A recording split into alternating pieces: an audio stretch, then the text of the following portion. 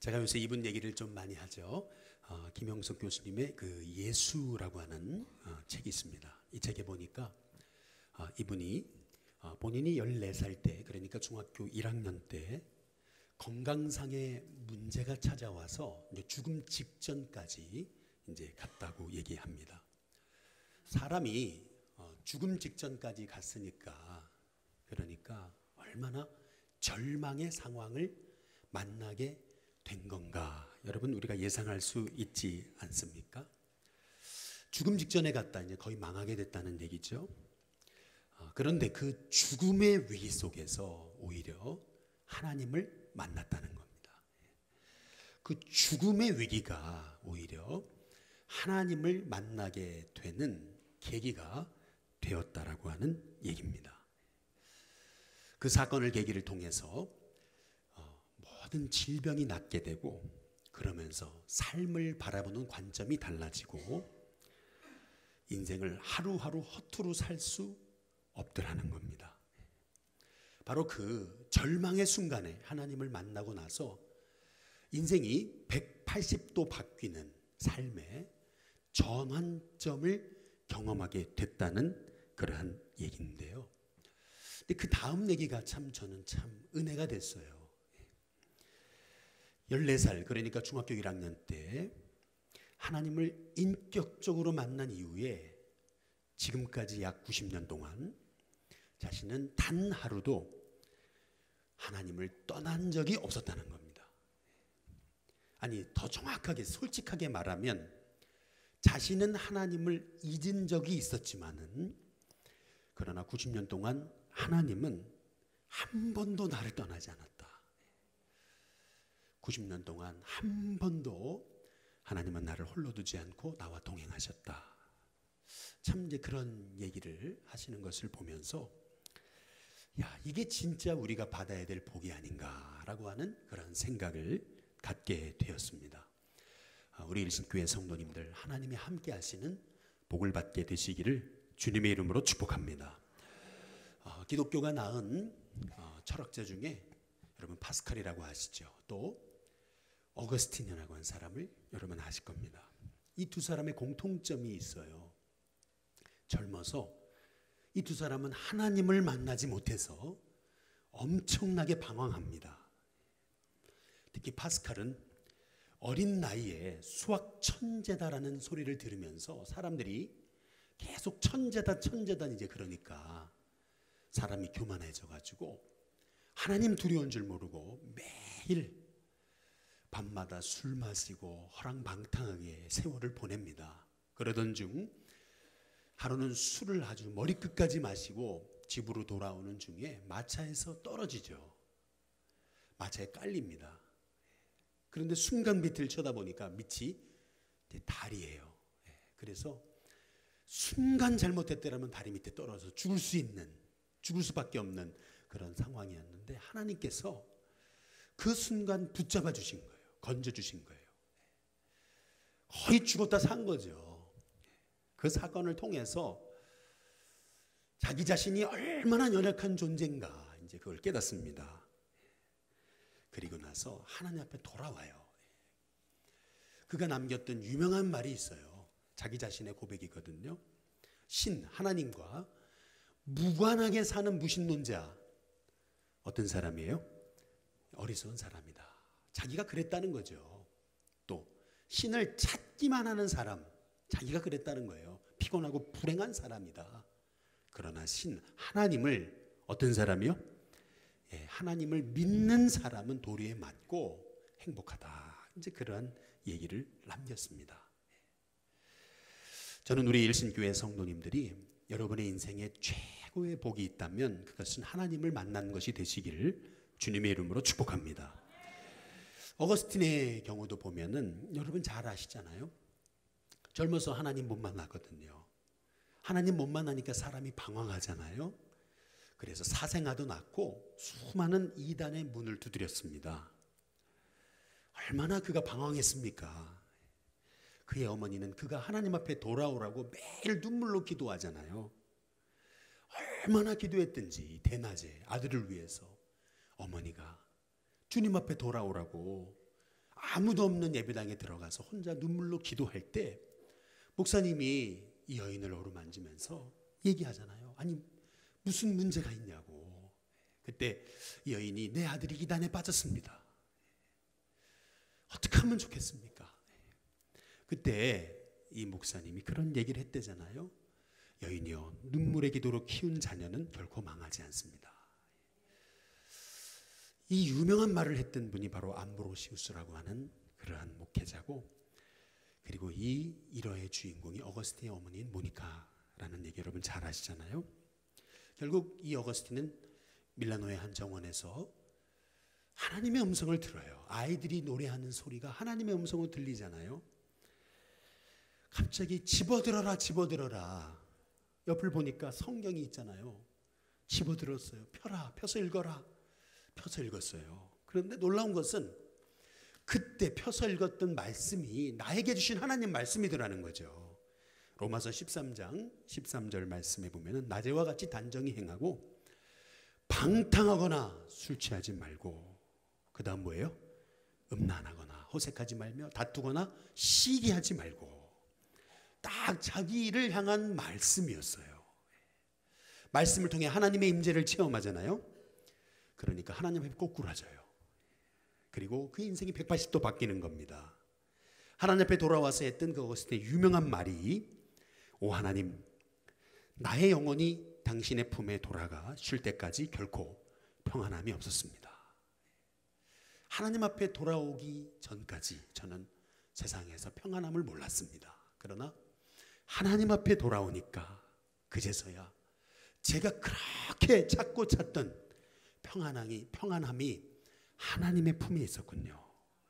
내가 그렇게 세상에서 이단에게서 또 여자의 품에서 찾던 그 평안이 거기선 찾을 수 없었는데 하나님 품에서 제가 진정 평안함을 찾았습니다. 여러분, 이것이 어거스틴의 위대한 고백이 아니겠습니까? 그래서요, 아무리 생각해보고 또 생각해봐도 우리 인생의 최고의 복이 뭐냐 했을 때, 내 인생 최고의 결단, 선택이 뭐냐라고 했을 때 그것은 내가 하나님을 믿게 된 것이다. 이제 그렇게 믿습니다. 아니, 더 정확히 말하면 하나님이 나를, 따라해 보겠습니다, 만나주신 것. 내가 하나님을 믿은 게 아니고 하나님이 나를 만나주신 거예요. 정확하게 말하면. 오늘 말씀에도 야곱이 하나님을 만나는 장면이 나오거든요. 야곱이 하나님을 만난 게 아니고 하나님이 야곱을 만나주신 거예요. 하나님이 야곱을 만나주시니까 야곱의 인생이 완전히 달라지잖아요. 저는 이런 은혜가 저와 여러분, 우리 일심교회 성도님들 가운데 있게 되기를 주님의 이름으로 축복합니다. 야곱은 쌍둥이였잖아요. 형하고 쌍둥이였어요. 동생이었습니다. 형이 그 순간의 찰나로 먼저 나오잖아요. 아유, 그걸 어떻게 봐줘요? 형 발 뒤꿈치를 딱 잡고 태어났대잖아요. 예. 이게 뭐예요? 이것이 의미하는 것은 뭐냐면은, 여러분, 그렇게 야곱이 야심이 많고 욕심이 많고 지고는 못 사는 사람인 거예요. 예. 여러분, 야심 많은 거 이거 좋은 거 아닙니다. 예. 야심 많은 사람 조심해야 됩니다. 야곱이 그랬거든요. 사람이 야심이 있으니까 어떻게 돼요? 사람을 속이게 돼요. 야심이 있으니까. 형을 팥죽 한 그릇에서 속이죠. 장자권 뺐잖아요. 눈이 멀다고 아버지 속여버리잖아요. 형 행세계까지 나가가지고 그 형이 받아야 될 복을 자기가 다 가로채잖아요. 여러분, 형이 가만히 있습니까? 이러면? 아니, 내 복 뺏어갔는데, 내 복을 뺏어갔는데 형이 가만히 있습니까? 어떻게? 여러분, 형제 간의 관계가 틀어지면요, 원수가 돼버립니다. 예. 남보다 더 무서워요. 형제가 틀어지면 원수가 돼버려요. 이 형이 말이죠, 이 동생을 죽이겠다고 이제 칼부림 사건까지 간 거예요. 야곱이 같이 있을 수 없잖아요. 형하고 도망칩니다. 창세기 28장 여러분 10절 우리 11절에 보시면은 같이 한번 보시면, 야곱이 브엘세바에서 어떻게 해요? 떠났다 그랬죠. 도망친 겁니다. 그래서 어쩔 수 없이 하란으로 갑니다. 가다가 11절 한 곳에 이르러서 해가 지잖아요. 어두컴컴해지잖아요. 사람이 자야 되잖아요. 그러니까 자기는 자야 되겠는데 너무 급하게 나와가지고 이부자리가 있습니까? 뭐 베개가 있습니까? 그러니까 돌베개를 하고 누워 자는 거예요. 낭만적으로 보이나요? 낭만적인 거 아니에요, 여러분. 아니 돌베개 했다니 낭만적으로, 여러분 그렇지 않아요. 낭만적인 게 아니에요, 여러분. 이건요 정말 외롭고 처량한 겁니다. 이게 사람이요. 여러분 외롭고 처량한 그러한 삶을 여러분 다 경험해 보셨죠? 뭐 인생 살아가시면서 여기 저보다 연세 많으신 분 대부분이시니까 얼마나 인생에서 외롭고 처량한 때를 여러분 많이 겪어보셨습니까? 저도요 제 인생 돌아보니까 제가 미국에서 3년간 공부하고 그리고 한국으로 돌아올 때 저는 학위를 못 마쳤습니다. 아직도 학위를 못 마쳤어요. 학위를 못 마치고 중간에 중도 포기하고 돌아왔어요. 중도 포기하며 돌아올 때 워싱턴 DC 공항에서 제가 돌아올 때 미국 갈 때는 미국 가서 대학원 공부하고 박사 공부하고 박사를 마치고 나서 한국의 큰 교회에서 날 불러주겠지. 내가 이렇게 고생하면 뭔가 큰 하나님의 복이 있겠지. 이런 생각을 갖고 미국을 갔는데 한국에 있는 거 다 접고서 37살에 자식들 데리고 우리 아내와 함께 미국을 갔는데 미국에서 공부하다 보니까 이게 형편이 어려워지고 하니까 어쩔 수 없이 돌아왔거든요. 중도 포기하고. 돌아올 때 뭐 서울에서 불러주는 교회가 어디 있어요? 불러줍니까? 네. 그러니까 여주에 있는 저 시골에 그 담임 목사도 아니고 부목사로, 그것도 제가 부목사로 갈 때요 사택이 준비가 안 돼가지고 그래가지고 원주에 있는 저희 장인어른 댁에 붙어 살면서 여주로 출퇴근을 했어요. 2명 그렇게 제가 뭐 학생회장을 하고 했는데도 제가 아무것도 못 이루고 중도 포기하고 돌아오니까 한국 들어갈 때 아무도 안 나오더라고요. 할렐루야. 딱 2사람 나왔어요. 딱 2사람 후배. 잘 가시라고. 그때 한 사람이 누군지 아세요? 마정은 목사입니다. 할렐루야. 아, 저놈 싹수가 좋구나. 제가 쫙 봐놨거든요. 그때 내가 잘 되면 내가 반드시 콜하리라 콜했습니다. 할렐루야. 딱 후배 2사람 나왔는데 여러분 그리고 나서 여러분 여주로 내려갔잖아요. 장인어른 댁에. 아유 참 그래도 여러분 그 우리 장인이 참 고마운 거죠.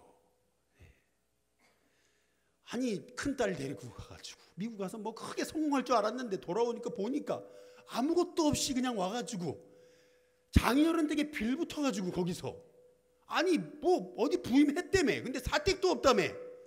그래가지고 거기서 이렇게 출퇴근하면서 새벽에 4시에 일어나가지고 그것도 여러분 그 차도 제 차가 없어가지고 말이죠. 구닥다리 그 차를 몰고서 새벽에 4시에 일어나가지고 나가는데 얼마나 사람이 처량합니까 이게. 얼마나 처량해요 이게. 그런데 새벽에 가서 하나님 앞에 그 원주에서 여주까지 차를 몰고 새벽에 가가지고 다 엎드려서 하나님 앞에 기도하면 하나님 말씀하시는 거죠. 내가 너와 함께 있겠다. 하나님이 나와 함께 하시겠다는 그 확신을 가지니까 뭐가 문제예요 여러분. 하나님이 함께 하심을 누리는 사람은 복덩이가 됩니다. 어제 우리 새가족 예수영접학교 우리 수료식 했거든요. 마 목사님한테 좀 사회를 보시라고 했더니 사회를 잘 보시잖아요. 사회를 보는데 어떤 새가족 한 분이 한번 소감 발표를 한번 해보시라고 그랬더니 어떤 분이 자리에 앉아있다가 벌떡 일어났어요. 그러더니 뭐라면 나는 남편이 없어요. 그러나 예수님이 내 신랑이세요. 그러는 거예요. 할렐루야.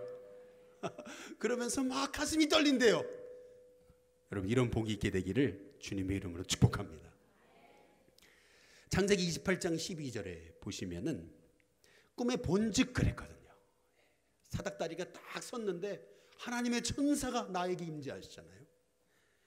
창세기 28장 13절 보니까 또 본즉 그랬어요. 28장 13절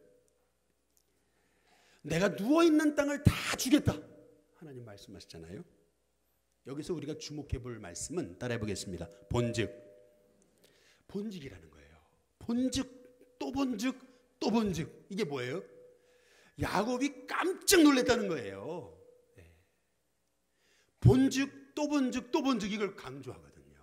야, 하나님이 나와 함께 하셨구나. 여지껏 몰랐던 게 있던 거예요. 내 외로운 거, 내 힘든 거, 내 고통스러운 거, 미래가 안 보이는 거, 그것만 본 거예요. 그것만. 망하게 될 인생만 본 거예요. 그런데 영안이 열리니까 계속 보잖아요. 하나님 나와 함께 하시는구나. 나는 하나님을 떠나서 살 수 없는 존재이구나. 여러분, 우리가 하나님을 믿어야 되는 이유, 예수님을 믿어야 되는 이유, 그것이 뭔지 아세요? 여러분, 그것은 뭐냐면 예수님 외에는 구원이었기 때문에 그렇습니다. 우리는 하나님 떠나 살 수 없어요. 물고기가 물 떠나 살 수 없고 나무가 흙 떠나 살 수 없습니다. 마찬가지로 인간은 하나님을 떠나 살 수 없어요. 나는 하나님 떠나 살 수 없다. 여러분, 그 믿음 갖고 살아가시기를 주님의 이름으로 축복합니다. 김영석 교수님의 그 우리는 무엇을 믿는가라는 책이 있어요. 그런데 그 책에 보니까 이런 얘기를 해요. 자기가 아는 선배 철학자 중에서 한국을 대표하는 유교 철학자, 동양 철학자가 있었대요. 아니, 이분 얘기하면은 모르는 사람이 없었대요. 그렇게 유명한 유교 동양 철학자로 유명한 분이 죽기 직전에 딱 요 한마디를 남겼대요. 그게 뭐냐면 성이라는 단어를 남겼대요. 여기 처음에 성이라는 게 뭐냐면은 그러니까 윤리, 도덕, 양심의 핵심이라는 거예요. 이 윤리학자로서, 이 동양 철학자로서, 유교 철학자로서 늘 윤리, 도덕, 양심 갖고 살아가면 이 땅은 그래도 살만하다 이렇게 생각했던 거죠. 그러나 사람이 착하게만 산다고 되는 것이 아니라는 걸 깨닫는 거예요. 언제 가니까요? 죽음 직전에 가보니까. 딱 죽음 앞에 서 보니까 이게 사람이 도덕, 양심, 윤리 갖고 안 되는 게 있는 거예요. 그게 뭐예요? 구원의 문제인 거예요. 구원의 문제. 아무리 스스로 그렇게 양심적으로, 도덕적으로, 윤리적으로 착하게 살려고 했지만 막상 죽을래니까 갈 곳이 없는 거예요. 죽을래니까. 야, 내가 어디로 가나? 나 어디로부터 왔다가 어디로 가는 인생인가? 죽음 앞에 딱 서보니까 내게 가장 필요한 거는 뭐 명예도 아니고 철학도 아니고 윤리도 아니고 구원이다. 그걸 깨달은 거예요. 근데 죽음 앞에 서보니까 내가 천국을 하나님 만날 자신이 없는 거죠. 뒤늦게 인간은 하나님 떠나 살 수 없는 존재라는 걸 알게 된 거예요. 그래서 여러분, 전도서 우리 3장 한번 11절에 보면은 성경이 이렇게 얘기합니다. 하나님이 모든 것을 지으시되 때를 따라 아름답게 하셨고 또 사람들에게는 뭐죠? 영원을 사모하는 마음을 주셨대요. 하나님 없어. 에이, 죽으면 끝이야. 에이, 이 땅에 잘 먹고 잘 살면 되지. 이렇게 하는 사람들도 알고 보면 그 속에 천국에 대한 그런 사모함이 있다는 거예요. 죽음에 대한 두려움이 있어요. 사람이 가장 큰 두려움이 뭐냐면 죽음에 대한 두려움이에요. 이 땅에서 그냥 성실하게 윤리, 도덕, 양심 갖고 사는 것만으로는 안 된다라고 하는 걸 깨달은 거죠. 이분이 동양 철학자로서. 그래가지고 이분이 마지막 남긴 말이 뭐냐면 다시 보여주시면 성인 거예요. 윤리, 도덕, 양심은 결국 성을 이루어야 되는 거예요. 거룩을, 구원을 이루어야 되는 거라는 거죠. 그래서 이분이 죽기 전에 병상에서 목사님을 초청해가지고 예수님을 영접하고 세례를 받게 됐다는 거예요. 그래서 세문안교회에서 그 장례를 주관해 줬대요. 근데 사람들이 장례식에 와보니까 이분이 기독교인이 아닌데, 이분이 그 유명한 유교 철학자고 동양 철학자인데 아니 이분이 왜 여기서 지금 기독교 장례를 하고 있나? 사람들이 다 놀랐다는 거죠. 근데 알고 보니까 인간이 죽음 앞에 딱 서보니까 결국 인간은 하나님 없이는 안 된다. 예수님 없이는 안 된다. 여러분 그것이 인간의 실존이라는 거예요. 그래서 저와 여러분이 이렇게 예수님 믿고 하나님 믿어서 내 안에 영원한 생명을 허락받았다. 여러분 이게 얼마나 큰 복이냐는 거예요. 이게 복임을 알고 계십니까? 아니 그래도 목사님 그래도 봉급이 올라야죠. 아니 그래도 내 자녀가 좋은 대학에 가야죠. 아니 그래도 남부럽지 않게는 좀 살아야죠. 좀 이 꼬라지가 이게 뭡니까 이게? 하나님 믿는데 이게 뭡니까 지금? 여러분 이게 얼마나 이게 하나님이 주신 복을 복으로 못 누리는 거예요. 여러분 알아야 돼요. 제가 두 번째로 한 가지만 더 우리가 예수님 믿어야 되는 이유는 뭐냐면 참 복은요 진짜 하나님 안에 돌아올 때 찾아옵니다. 창세기 28장 14절에 보니까 내 자손이 땅에 티끌같이 되어서 내가 서쪽과 동쪽과 북쪽과 남쪽으로 퍼져나갈지며 땅의 모든 족속이 너와 내 자손으로 말미암아 그 다음 뭐라고요? 따라해 보겠습니다. 복을 받으리라. 옆에 분한테 인사해 보시죠. 복을 받을 겁니다. 우리 같이 인사해 보겠습니다. 보세요. 온 우주 만물을 창조하신 하나님이 나와 함께 하시는데 내가 복덩이가 안 되는 게 기적이죠. 하나님이 나와 함께 하심을 누리는데 내 인생이 복의 사람으로 바뀌어지지 않는 게 기적이에요. 일본에 여러분 동지다 대학이라는 대학이 있습니다. 아시죠? 이 대학을요 니히시마라는 분이 창설했거든요. 이분이요 어느 날 서재를 보는데 갑자기 책 한 권이 보여요. 그래서 무심코 그냥 책 한 권을 꺼냈어요. 그게 뭔지 아세요? 그게 성경이었어요. 자기도 모르는 사이에 그냥 첫 장을 딱 폈는데 그 내용이 뭐였냐면 우리 잘 아시는 말씀이잖아요. 창세기 1장 1절 한번 같이 읽어볼까요? 같이 읽습니다. 시작. 태초에 하나님이 천지를 창조하시니라. 여러분 얼마나 이거 단순하고 그리고 뭐 다 아는 얘기잖아요. 그런데 이 창세기 1장 1절을 읽는 순간 이분에게 하나님이 임하신 겁니다.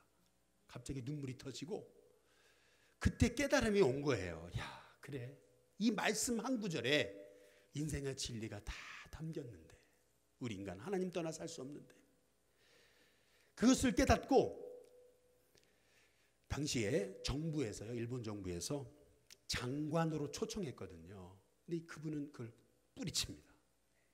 그리고 대신 기독교 정신이 살아있는 대학을 세우고자 동지사 대학을 설립합니다. 왜요?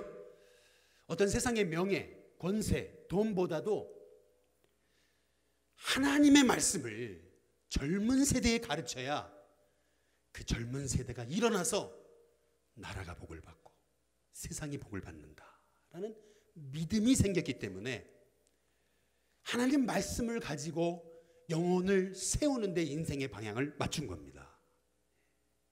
여러분 이 대학을 나온 유명한 여러분 졸업자를 아시죠? 저하고 이름 비슷한 분 할렐루야 윤동주 시인입니다. 하나님 말씀 앞에 돌아오면요 하나님 말씀 앞에 돌아오면 우리 인생이 가치 있는 인생이 됩니다. 하나님 앞에 돌아와야 돼요. 내 이름으로 못 살아요. 인간의 힘만 가지고 안 돼요 여러분. 하나님 앞에 돌아와야 돼요. 예수님 앞에 돌아와서 그 예수님 하나님의 말씀대로 살고자 고백하고 결단할 때 인생과 가정과 가문과 나라가 복을 받습니다. 예배분한테 한번 인사해 보시죠. 하나님 앞에 돌아오시기 바랍니다. 고성준 목사님이라고 계시더라고요. 데스티니 하나님의 계획이라는 책이 있더라고요. 이 뒤에 보니까 여러분 잘 아시는 얘기예요. 뭐 다 아시는 얘기인데 저는 그걸 읽다가 참 마음에 이렇게 그렇지 다시 한번 생각해 보게 됐어요. 우리가 잘 아시다시피 6.25 직전 직후만 해도 6.25 직후에 우리나라가 세계에서 두 번째로 제일 못 사는 나라였잖아요. 아프리카 국가가 우리를 원조하는 그런 나라, 정말 어려운 나라였잖아요. 아프리카에서 도대체 뭘 도와줬는지 모르겠어요. 그렇죠? 그런데 60년 만에 우리나라가 세계 경제대국, 여러분 세계 경제로 복을 받은 나라가 됐잖아요. 원조를 받던 나라가 원조를 하고 피선교 국가가 선교를 하는 1위 국가, 세계 선교 1위 국가가 됐잖아요. 뭐 그냥 잘 살게 된 것만이 아니라 뭐 K-팝이라든지 한류를 통해서 세계 사람들이 한국의 문화에 대해서 배우잖아요. 어떤 나라는 우리 한국 사람 가면은 꼭 연예인 보듯이 보는 나라가 있다죠. 아니 이게 어떻게 가능한 일이냐는 거죠. 60년 만에 이런 나라가 어디냐는 거죠. 도대체 그 이유가 뭐예요? 이유를 찾으면 어떻게 찾아요? 이렇게 우리나라 비리 많고 맨날 정권 바뀌면 또 비리 생기고 정권 바뀌면 또 뭐 문제 생기고 하는 이 나라, 그렇지 않아요 여러분? 맨날 여러분 감옥에 들어가고 말이죠. 지도자가 이 나라, 여러분 이게 어떻게 이 나라가 60년 만에 이렇게 됐냐는 거예요. 우리 선조들이 하나님만을 믿고 섬겨서 하나님께 그렇게 간절하게 부르짖는 그 기도의 삶에 그 원인을 찾아볼 수 있지 않냐는 거죠. 지난 11월 첫째 주에 우리 중구용산 지방 우리 목회자 세미나에 갔었는데 저녁에 이제 강의를 듣는데 은퇴 얼마 안 남으신 목사님이 이제 강의를 하시는데 그래요. 거기 이제 같이 앉아있던 분 중에 어떤 분을 가리키면서 저분이 대학교 때, 신학교 때 40일 금식 기도를 2번 한 사람이라고. 뭐 정동 무슨 교회. 그런데 40일 금식 기도를 저분이 2번이나 한 분이라고. 그러면서 하는 말이 뭐라냐면 우리 신학교 때는 신학교 들어가면은 다 그렇게 해야 되는 줄 알았대. 목회자가 되려면은 40일 금식 기도는 기본이었다는 거예요. 미국 유학을 갔는데 얼마나 힘들어요? 공부할 게 많아요. 그러나 일주일에 2번씩 산에 올라가 가지고 밤새워 산기도를 했다는 거예요. 생각해 보면은 그러한 기도가 하나님 의지하는 하나님 제일주의 신앙이 결국 우리 한국 기독교를 만들었다는 거죠. 이게 다 하나님의 은혜 아닙니까? 이게 다 하나님의 은혜잖아요. 우리가 한 게 아니잖아요. 야곱이 지금 베델에서 이런 얘기를 하는 거예요. 여러분 창세기 28장 16절에 보니까 야곱이 잠이 깨어서 이르잖아요. 얘기하잖아요. 여호와께서 과연 그 다음 뭐예요? 여기 계시는데 내가 뭐라고요? 알지 못했다. 예. 하나님 여기 계시는데 내가 알지 못했다. 무슨 말이에요? 하나님 나와 함께 하시는데, 이 외로울 때도 함께 계시는데, 이 고통스러울 때도 함께 계시는데, 미래가 안 보이는 이 상황에도 하나님 함께 하시는데 함께 하시는 하나님을 몰랐다는 거예요. 여러분이 아무리 외로워도 여러분이 구원받았다면 하나님 함께 하십니다. 혼자가 아니에요. 하나님 함께 하세요. 모를 뿐이에요.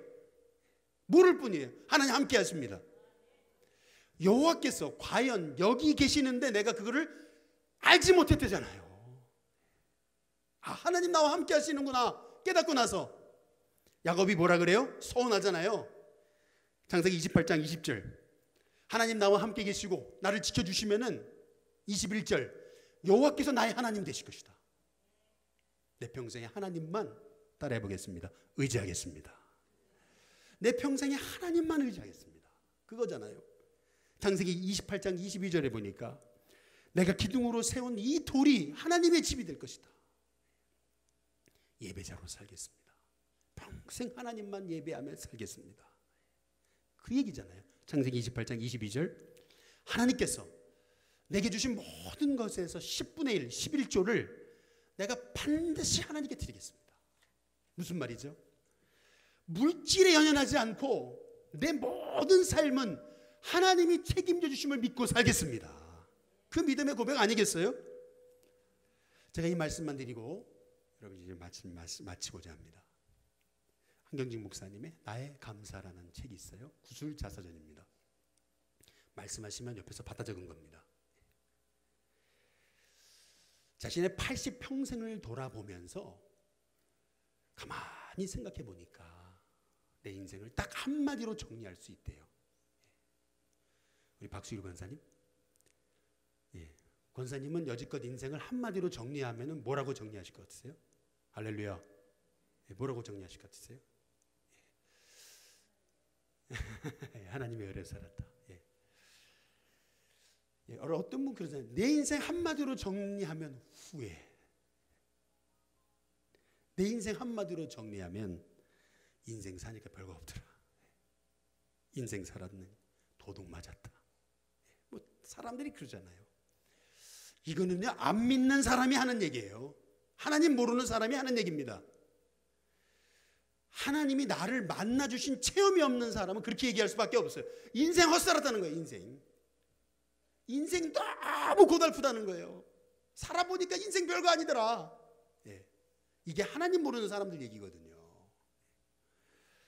그런데 하나님 만난 사람은 아무리 인생에 고난과 어려움이 있어도 내 인생 한마디로 정리하면, 한 목사님 얘기하시더라고요. 내 인생 80년 세월 한마디로 정리하면 감사래요. 너무나 허약하게 태어나가지고 얘가 몇 살까지나 사나 맨날 그랬다는 거죠. 근데 80년 동안 하나님 지켜주시고 품고 소원한 것 다 이루셨다는 거예요. 너무나 큰 은혜를 받았다는 거예요. 내 인생 한마디, 여지껏 내 인생 살아온 한마디 정리하면 감사. 그래서 자기의 그 마음의 고백을 하나님 앞에 올려드릴 수 있는 딱 찬송 하나가 있대요. 찬송 하나. 어제 우리 김영실 권사님 신방을 갔더니 권사님 그러시더라고요. 나 죽으면 이 찬양 불러달라고 그러시면서 저장 밑꽃 위에 있을 이거 꼭 불러달라고 그러시더라고요. 여러분, 여러분의 인생에서 마지막 고백으로 남길 수 있는 찬송이 뭡니까? 한경진 목사님 얘기하시더라고요. 자기는 찬송가 23장이래요. 1절. 만 입이 내게 있으면, 만 개 입이 내게 있다면 그 입 다 가지고 뭐예요? 내 구주 주신 은총을 어떻게 해요? 찬송하겠네.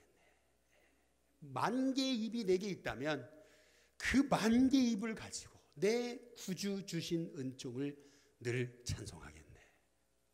저는 이 얘기를 제가 보면서 참 가슴의 은혜를 받았어요. 야곱도요, 인생에 얼마나 고난이 많았습니까? 그러나 그 인생 마지막 고백은 하나님이 나와 함께 하셨다. 여러분, 그 고백인 거예요. 내 평생에 하나님께 드릴 것은 감사밖에 없다. 그게 믿음의 사람의 고백이거든요. 정말 하나님을 만난 사람, 내 인생 돌아보니까 발자국마다, 내 인생 발자국마다 하나님이 함께 하셨습니다. 혼자가 아니었습니다. 하나님 도우셨습니다. 여러분, 이게 하나님의 사람의 고백이거든요. 그래서 내 인생 최고의 복, 최고의 선택은 뭐냐?